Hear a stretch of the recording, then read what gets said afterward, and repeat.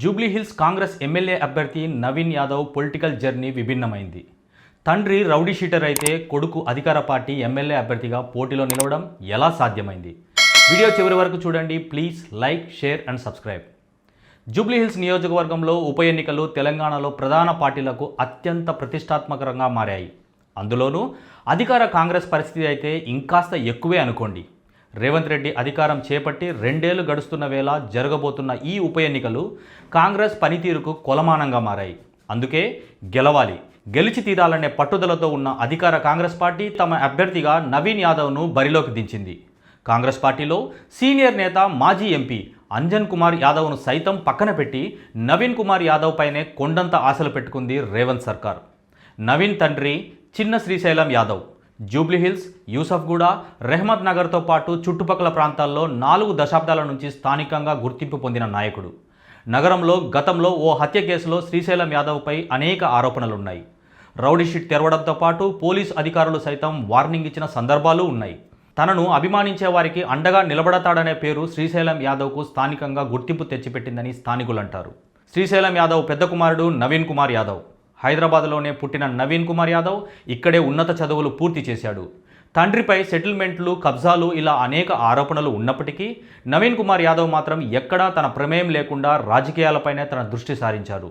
స్థానికంగా అనేక సేవా కార్యక్రమాలు చేయడంతో పాటు పేదలకు అండగా స్థానిక సమస్యలను ప్రభుత్వం దృష్టికి తీసుకుని వెళ్ళి వాటిని పరిష్కరించడంలో నవీన్ యాదవ్ కీలక పాత్ర పోషించారు. 2009 ఎన్నికల నుంచి నవీన్ యాదవ్ ఎమ్మెల్యే టికెట్ కోసం అనేక ప్రయత్నాలు చేస్తూనే ఉన్నారు. 2014 ఎన్నికల్లో ప్రధాన పార్టీల నుంచి అవకాశం రాకపోవడంతో ఎంఐఎం నుంచి పోటీ చేసి 41,000 ఓట్లకు పైగా సాధించి కాంగ్రెస్, బీఆర్ఎస్ను దాటి 2వ స్థానంలో నిలిచారు. 2018 ఎన్నికల్లో జూబ్లీహిల్స్ నుంచి ఇండిపెండెంట్ అభ్యర్థిగా పోటీ చేసి ప్రధాన పార్టీలకు గట్టి పోటీ ఇచ్చారు. ఇలా తండ్రి మాస్ లీడర్గా పేరున్నప్పటికీ నవీన్ మాత్రం ఎక్కడా గీత దాటకుండా, రాజకీయంగా అబాసుపాలు కాకుండా స్థానిక రాజకీయాల్లో తన మార్క్ కాపాడుకుంటున్నారు. తాజాగా ఎన్నికల నిబంధనలు ఉల్లంఘించారనే ఆరోపణలపై కేసు నమోదవడంతో సీటు దక్కుతుందా లేదా అని అంతా అనుకున్నప్పటికీ కాంగ్రెస్ పార్టీ నవీన్ వైపే నిలబడింది. తండ్రిపై ఎన్ని ఆరోపణలు ఉన్నప్పటికీ అవన్నీ తన గెలుపుపై ప్రభావం చూపవనే ధీమాతో ఉన్నాడు నవీన్ కుమార్ యాదవ్. జూబ్లీహిల్స్ ఉప ఎన్నికల్లో పోటీలో ఉన్న ఇతర అభ్యర్థుల కంటే నవీన్ ఒక ప్రత్యేకత ఉంది. ఆ ప్రత్యేకత మైనారిటీ మైత్రి. నవీన్ కాంగ్రెస్ అభ్యర్థిగా టికెట్ దక్కించుకోవడానికి ప్రధాన కారణం మైనార్టీ పార్టీతో ఉన్న అనుబంధమే అనే వాదనలు ఉన్నాయి. అంతేకాదు, పార్టీలకు అతీతంగా జూబ్లీహిల్స్ నియోజకవర్గంలో స్థానికంగా ముస్లిం మైనార్టీలలో నవీన్కు మంచి ఆదరణ ఉంది. 2014లో జరిగిన అసెంబ్లీ ఎన్నికల్లో ఎంఐఎం అభ్యర్థిగా పోటీ చేసి ప్రధాన పార్టీలకు పోటీగా 2వ స్థానంలో నిలిచారు. ఈ నియోజకవర్గంలో మైనారిటీ ఓట్లు అభ్యర్థుల గెలుపు ఓటములపై తీవ్ర ప్రభావం చూపుతాయి. ఇవే ఓట్లు తమ అభ్యర్థి నవీన్ని గెలిపిస్తాయని కాంగ్రెస్ భావిస్తుంది. నాణ్యానికి మరోవైపు చూస్తే ఎంఐఎంతో నవీన్ దోస్తీ బీజేపీకి విమర్శనాస్త్రంగా మారనుంది. మైనార్టీయేతర ఓటర్లను ఆకర్షించడంతో పాటు కాంగ్రెస్ను హిందూ వ్యతిరేకిగా నవీన్ను బీజేపీ చిత్రీకరించే అవకాశాలున్నాయి.